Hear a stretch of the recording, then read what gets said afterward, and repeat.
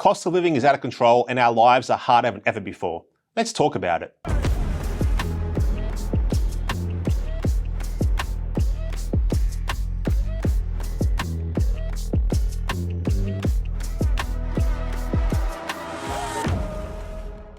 Prime Minister Albanese has some hide. He came to office promising over and over that he had a plan to lower the cost of living.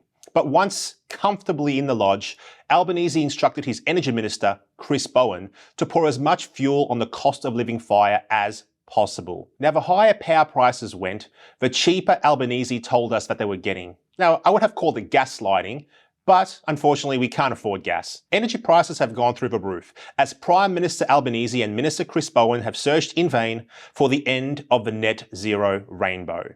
Energy prices have put upward pressure on everything in our society. No matter, because the Prime Minister ignored the cost of living crisis for the better part of 2 years, preferring to focus on a special vanity project that would have inserted race into our constitution. When that failed, and with a crisis in foreign affairs, in immigration and in border control, on top of increasing economic turmoil, Albanese found himself celebrating Christmas with very few friends.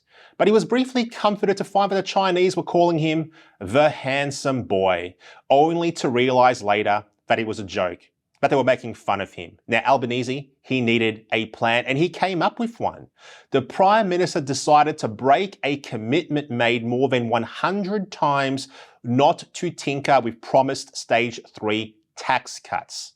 Albanese, while swearing black and blue that his government's position on the tax cuts had not changed, was working feverishly on a plan to do what he had promised not to do. And then he announced the broken promise as his plan to address the cost of living. He would redistribute money from those he called wealthy Australians to those on lower incomes. And then he sought credit for breaking a core promise because, as he explained, he had done the right thing rather than the easy thing. Dan Andrews, eat your heart out. This, Albanese claimed, was his plan for cost of living relief, providing on average an extra $15 a week to people who had watched their weekly disposable income drop by more than $150 a week since Albanese took office. He did not care that the so-called plan was to break an election promise. It's a wonder he hasn't yet tripped over his own nose. Pinocchio, anyone?